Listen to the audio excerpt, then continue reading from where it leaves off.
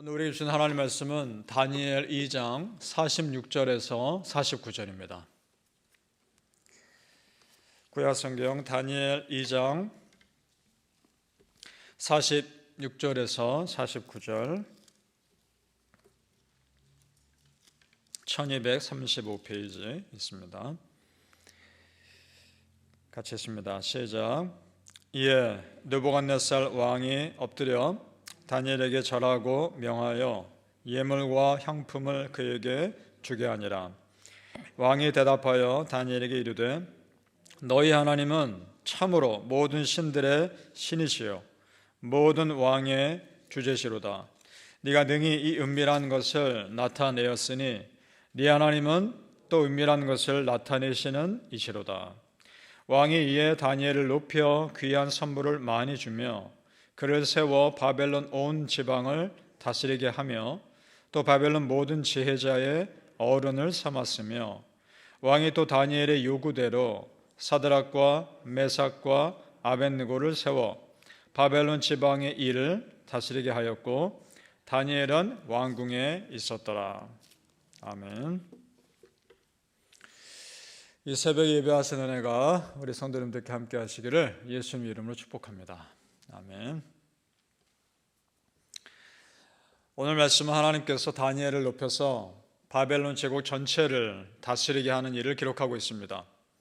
그 배경을 알면 마치 요셉이, 우리 구약 성경의 요셉이 애굽의 총리가 된 스토리와 비슷합니다. 왕의 꿈을 꾼 일로 시작되기 때문입니다. 요셉의 경우는 감옥에 갇혀서 언제 죽을지 모르는 상황에서 바로 왕, 애굽 왕의 꿈을 해석합니다. 그래서 하루아침에 애굽의 총리가 되죠. 다니엘도 비슷합니다. 감옥에 갇힌 것은 아니지만 꿈을 해석하지 못할 경우에 죽을 수 있는 일이었습니다. 그때 그 바벨론 왕의 꿈을 해석하고 그 전 바벨론 제국을 다스리는 그런 사람이 됩니다. 그러나 이 다니엘의 경우는 요셉보다 조금 더 어려운 상황이었습니다. 왜냐? 바벨론 왕이 자기가 꿈을 말하진 않습니다. 꿈을 알려주지도 않으면서 해석하라는 겁니다. 어떻게 합니까? 하나님의 도우심 없이는 불가능한 일이란 말입니다. 내가 꾼 꿈을 너희들이 알아맞혀야 진짜 알아맞히는 거 아니냐, 이 말인 것이죠. 그러니까 이 바벨론 왕의 이런 요구에 어떤 누구도 그 꿈을 알아맞히지 못합니다. 그래서 왕이 화를 내며 그 모든 지혜자들과 술사들을 다 죽이려 합니다. 참 포악한 왕이죠. 그 지혜자들 중에 다니엘과 세 친구가 포함되어 있었던 겁니다. 죽는 위기였단 말입니다. 자, 이 13절 말씀 보시죠. 오늘 2장 13절 말씀 제가 읽겠습니다. 왕의 명령이 내림에 지혜자들은 죽게 되었고 다니엘과 그의 친구들도 죽이려고 찾았더라. 좀 그 내용입니다. 큰일 났죠. 그래서 다니엘이 자초지종을 알아보려고 지금으로 말하면 왕의 경호실장에게 이것저것 물어봅니다. 앞뒤 사정을 물어본 거죠. 자, 경호실장에게 직접 다니엘이 물어볼 정도면 다니엘도 꽤 높은 사람이었다는 겁니다. 자, 그렇습니다. 결국 간절히 기도한 결과 하나님의 도우심으로 꿈이 무엇인지 알아냅니다. 하나님이 알려주신 거죠. 그리고 꿈의 의미가 무엇인지도 알게 하십니다. 그래서 왕 앞에서 하나님을 높입니다. 그리고 어떤 꿈인지를 말해줍니다. 우리 28절 말씀은 같이 읽어보겠습니다. 28절 시작. 오직 은밀한 것을 나타내실 이는 하늘에 계신 하나님이시라. 그가 느부갓네살 왕에게 후일에 될 일을 알게 하셨나이다. 왕의 꿈, 곧 왕이 침상에서 머릿속으로 받은 환상은 이러하니이다. 아멘. 그러면서 쭉 풀어냅니다. 자, 그런데 보세요. 우리가 볼 건 다른 겁니다. 지금 다니엘의 이름이 바뀌었다고 지난 시간에 우리 보았습니다. 바벨론 우상 벨을 높이는 이름, 벨드사살이란 이름으로 바뀌었습니다. 그런데 다니엘은 전혀 아랑곳하지 않습니다. 그럼에도 불구하고 여전히 그는 예전에 자신의 이름, 다니엘 이름처럼 하나님을 높이는 일을 하고 있습니다. 이런 믿음의 사람은 어떻게 하나님을 책임지지 않습니까? 우리 성도님들, 세상이 나를 뭐라 하든 상관없습니다. 내가 하나님 앞에 바로 서면 되는 겁니다. 그러면 하나님이 그 사람 책임져 주시리라 믿습니다. 그런 믿음의 사람 될 수 있기를 축복합니다. 자, 그렇다면 그 꿈이 어떤 내용인지 보죠. 31절부터 쭉 그 내용이 나옵니다. 다 읽을 수는 없고, 자, 그 내용 간략히 말씀드리면 이렇습니다. 바벨론 왕이 꿈을 꿨습니다. 꿨는데 큰 신상이 있는 겁니다. 그 신상의 모양이 참 특이합니다. 머리는 온통 순금으로 되어 있습니다. 가슴과 양팔은 은으로 되어 있습니다. 배와 넓적다리는 노수로 되어 있습니다. 종아리는 쇠로 되어 있습니다. 그리고 발은 일부분은 쇠요, 일부분은 진흙으로 되어 있습니다. 그런데 어디선가 큰 돌이 날아와서 그 발 부분을 칩니다. 그랬더니 신상이 무너져 내립니다. 참 이상한 꿈이죠. 누가 봐도 영적인 꿈입니다. 그거를 해석해내는 겁니다. 자, 이게 무슨 꿈일까? 이런 겁니다. 금으로 된 머리는 지금 바벨론 제국입니다. 그리고 은으로 된 가슴과 양팔은 그 다음에 일어날 페르시아 제국입니다. 이 세상 나라들을 말하는 겁니다. 그리고 노수로 된 배와 넓적다리는 헬라 제국을 말하는 겁니다. 그리고 쇠로 된 종아리는 로마 제국입니다. 그럼 그 다음에 일부분은 쇠요, 일부분은 진흙인 그것은 무엇이냐? 앞으로 일어날 모든 세상 나라들을 말합니다. 자, 그런데 큰 돌이 날아와서 그 나라들 다 내리쳤습니다. 그럼 그 돌은 무엇이냐? 하나님 나라의 머릿돌 대신 예수 그리스도입니다. 그럼 이게 무슨 의미입니까? 하나님이 예수님을 통해 세운 영원한 그 하나님 나라가 이 세상의 어두운 나라들을 물리칠 것을 말씀하는 겁니다. 믿으십니까? 그 나라가 임할 겁니다. 우리 성도님들 그 마지막 나라에 올 때까지 깨어 있으시기를 축복합니다. 사도행전 4장 11절 12절엔 이런 말씀이 있습니다. 사도행전 4장 11절과 12절이 오늘 말씀과 연결된단 말입니다. 이 예수는 너희 건축자들의 버린 돌로서 모퉁이의 머릿돌이 되었느니라. 다른 이로서는 구원받을 수 없나니 천하 사람 중에 구원받을 만한 다른 이름을 우리에게 주신 일이 없습니다. 아멘. 그러면 이 사도행전 4장 말씀과 오늘 다니엘서 말씀을 매칭해서 해석하면 이렇게 됩니다. 이 세상에 아무리 강한 사람, 강한 나라가 와도 구원할 수 있는 소망이 되는 사람이나 나라 없다는 겁니다. 사람이 세운 나라가 아니라 예수님을 통해 세운 하나님 나라만이 구원의 소망이라는 사실입니다. 믿습니까? 성도님들, 우리가 그 영원한 하나님 나라 백성임을 믿으십니까? 그 영원한 하나님 나라가 승리할 것을 다니엘서는 분명히 선포합니다. 44절입니다. 44절 같이 읽겠습니다. 시작.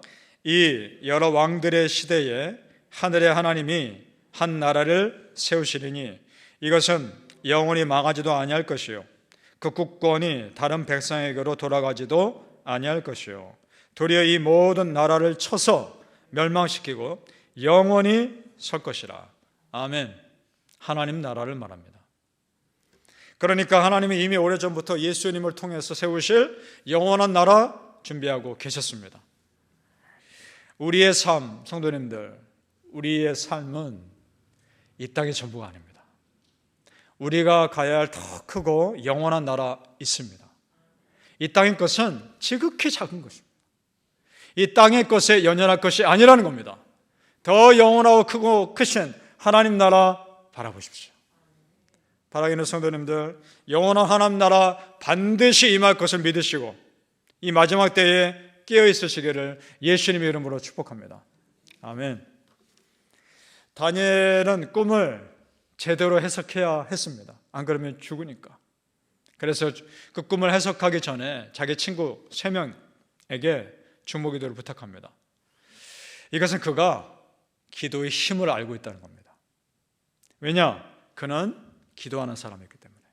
그 자신이. 이것을 통해 알 수 있는 것이 2가지가 있습니다. 첫째, 다니엘은 평소에도 기도하는 사람이었을 것이다. 둘째는 다른 사람에게 기도를 부탁할 정도로 그는 겸손한 사람이었다라는 것을 알 수 있습니다. 자, 17절과 18절에 그 내용이 나오고 있습니다. 같이 읽어보죠. 17절에서 18절입니다. 시작. 이에 다니엘이 자기 집으로 돌아가서 그 친구 하나냐와 미사엘과 아사라에게 그 일을 알리고 하늘에 계신 하나님이 이 은밀한 일에 대하여 불쌍히 여기사 다니엘과 친구들이 바벨론의 다른 지혜자들과 함께 죽임을 당하지 않게 하시기를 그들로 하여금 구하게 하니라. 아멘. 자, 여기서 친구들 이름을 잘 보세요. 하나니아, 미사엘, 아사라입니다. 이것은 바벨론에서 붙여준 이름이 아닙니다. 원래 그들의 이름입니다. 그들끼리는 세상에 붙여준 이름 안 쓴 겁니다. 자기들끼리는 하나님을 높이는 이름 그대로 쓰고 있는 겁니다. 그리고 기도하고 있는 겁니다. 성도님들, 한 사람의 기도보다 두세 사람이 합심하여 하는 기도 가운데 더 큰 역사가 있음을 믿습니다. 우리가 그런 기도 공동체가 되어야 하는 것입니다. 그러길 소망합니다. 앞으로 다니엘서를 보면 알게 되겠지만 다니엘은 정말 목숨 걸고 기도한 사람입니다. 기도의 용사란 말입니다. 자, 우리의 상황을 보세요. 우리는 기도 안 하면 목숨이 위협받은 상황은 아니지 않습니까? 예배 드린다고 내가 어떤 불이익을 당하는 건 아니지 않습니까? 다니엘은 안 그랬단 말입니다. 절박했습니다.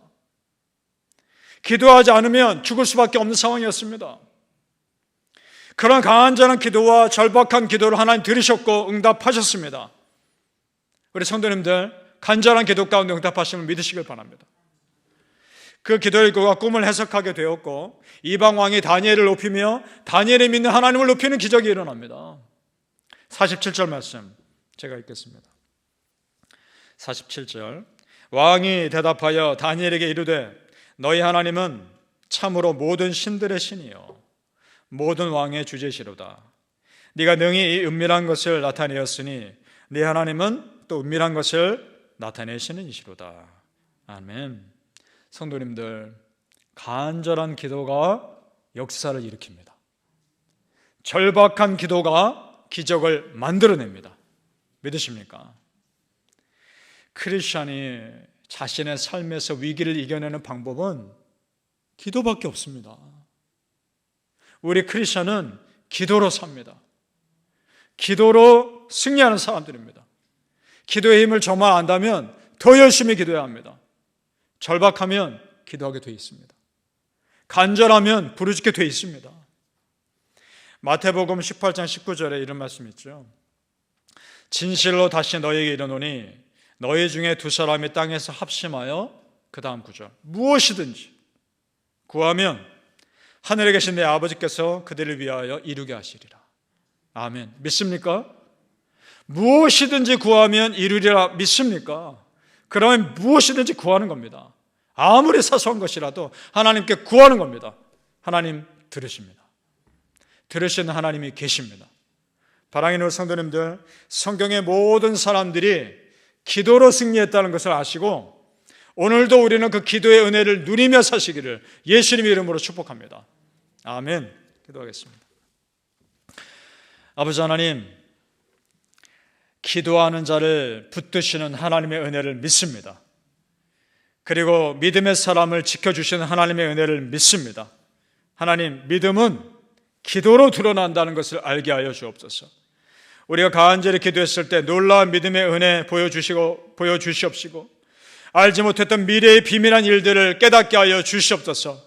점점 이 세상은 마지막 때로 가고 있는데 하나님, 이때에 우리가 분별할 것들을 분별하게 도와주시고 어둠의 영들의 공격을 간파하게 하셔서 절대로 흔들리지 않게 하여 주시옵소서.